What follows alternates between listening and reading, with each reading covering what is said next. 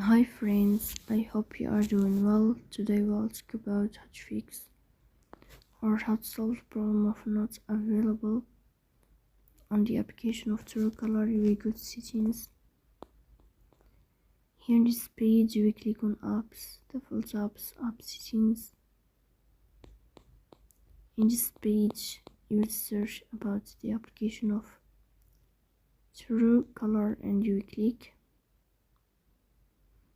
Here in this page of app info you will go to first stop and you click OK. Here you will enter to the window of storage. Then we click on clear cache. Here you will go to turn on your airplane mode and you will turn off your airplane mode again. So that's all, don't forget to support us.